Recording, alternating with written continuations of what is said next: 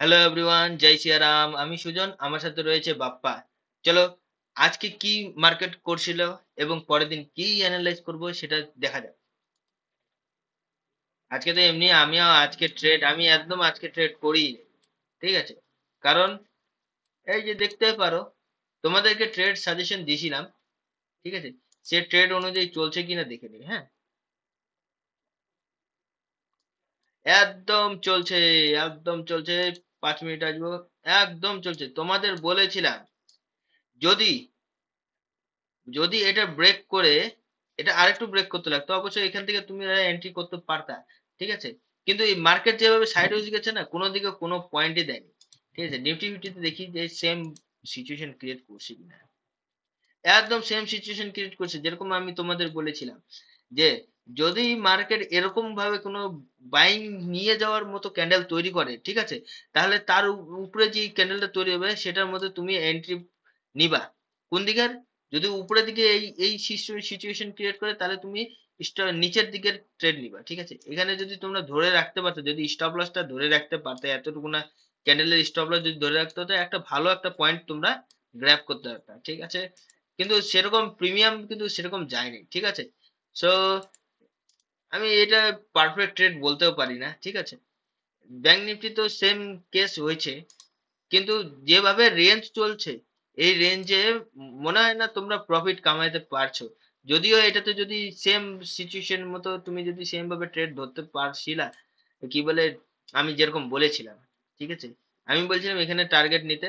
So এতদূর তো আসেনি, তো এতদূর যদি তোমরা ধরতে, তাও কিন্তু প্রফিটে থাকতা না। যেভাবে রেঞ্জ গেছে, কোনো দিকে পয়েন্ট দেয়নি, না কল সাইড না পুট সাইড।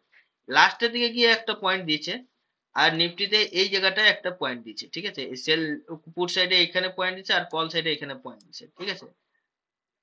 সো আমি ট্রেড করিনি।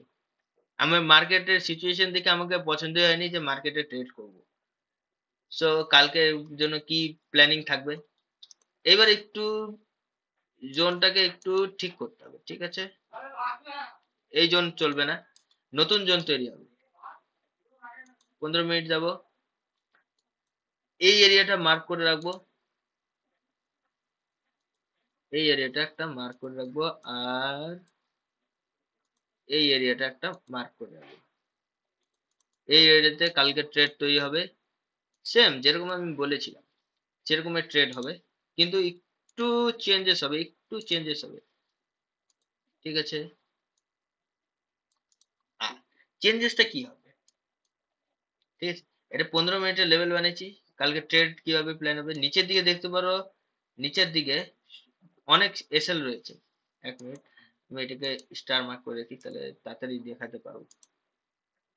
চলে আসি, চলে আসি। নিচের দিকে দেখতে পারো একটা বায়ারদের ভালো একটা স্টপ লস ক্রিয়েটের একটা, মানে এসএল গুলো এখানে এখানে আর এখানে রয়েছে, ঠিক আছে? আর সেলারদের স্টপ লস এটাতে রয়েছে শুধু, ঠিক আছে? এটার মধ্যে অতটা স্টপ লস নাই যেটা এইখানে আছে, ঠিক আছে? সো আমরা প্ল্যান কি করব? প্ল্যান থাকবে কালকের, যদি এটা ব্রেক করে যদি সেম ভাবে ক্যান্ডেল তৈরি করে, যেরকম ধরে নাও বাই সাইড, এই টাইপের ক্যান্ডেল, ঠিক আছে? এই যে এই ক্যান্ডেলটা যে তৈরি হয়েছে না, এই ক্যান্ডেলটা গ্রিন কালারের, ঠিক আছে? এই ক্যান্ডেল যদি এখানে ফর্ম হয়, এই জায়গাটায় ফর্ম হয়, ঠিক আছে? ক্যান্ডেলটা ধরে নয় এত দূর যদি তৈরি হয়, কারণ এখানকার স্টপ লস খেয়ে দিল না, যদি এখানে তৈরি হয়, তো এর পরে যে ক্যান্ডেলটা তৈরি হবে, ক্যান্ডেলটা কিন্তু এটা ব্রেক করা চলবে না, ঠিক আছে? যে ছোট ক্যান্ডেলটা তৈরি হবে, সেই ছোট ক্যান্ডেলটার মধ্যে তোমাদের ট্রেড নিবা একটা নিচের দিকের ট্রেডে, ঠিক আছে? এত দূর টার্গেট রাখবা, ঠিক আছে? এটাই থাকবে কালকের একটা প্ল্যান। আর এর নিচের দিকে যদি এন্ট্রি আসে, তাহলে কি করবে? নিচের দিকে যদি কোনোভাবে খুব বড় ক্যান্ডেলের একটা এন্ট্রি থাকে, সেখানে এন্ট্রি নিবা না, ঠিক আছে? সেই ক্যান্ডেলের উপরের সাইডে, মানে এই সাইডে এটিকে ব্রেক করতে দিবা, ঠিক আছে? ধরে নাও এই ক্যান্ডেলটা, ঠিক আছে, এরকম টাইপের কোনো ক্যান্ডেল হলো, এটাকে উপর সাইডে ব্রেক করছে, এরকম ব্রেক করছে, ঠিক আছে? এই যে ব্রেক করলো না উল্টে সাইডে, এরকম উল্টে সাইডে ব্রেক করতে হবে, মানে এখানে ক্যান্ডেলটা তৈরি হবে, একে উল্টে সাইডে ব্রেক করতে হবে। এখানে কোনো ক্যান্ডেল যদি ব্রেক করে, রানিং ক্যান্ডেল, এখান থেকে তোমরা সেলের পজিশন নিবে, সেলের, ঠিক আছে? সেলের ভালো একটা পয়েন্ট পাবা। তো আমি কালকে সেলের দিকে বেশি রেডি থাকবো, বাইং দিকে আমি নিফটিতে থাকবো না, ঠিক আছে। দেখি ব্যাংক নিফটিতে কি পজিশন থাকবে। ব্যাংক নিফটিতে যে আছে সেরকমই চলবে, খালি একটা ট্রেন লাইন তৈরি করবে, শুধু একটা ট্রেন লাইন তৈরি করবে। আর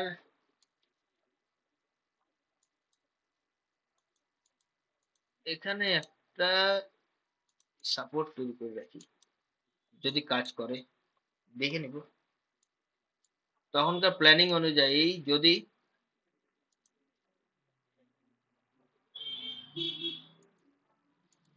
যদি মার্কেটে দেখতে পারো এখানে সেলারদেরও লিকুইডিটি ভালো পড়েছে, কিন্তু এইটা মেন লিকুইডিটি থাকবে, ঠিক আছে। এটা মেন লিকুইডিটি থাকবে, কারণ এই জায়গাটা লিকুইডিটি বেশি আছে, এই জায়গাটা, ঠিক আছে। সো আমরা প্ল্যানিং এখান থেকে করব। আর বাইং সাইডে তো প্ল্যানিং নাই, এখানেও বাইং সাইডে প্ল্যানিং নাই। সো সেলিং সাইডে একটু প্ল্যানিং করে কি, বাইং সাইডে গেলে একটা স্টপ লস নিয়ে আমরা বেরিয়ে যাব।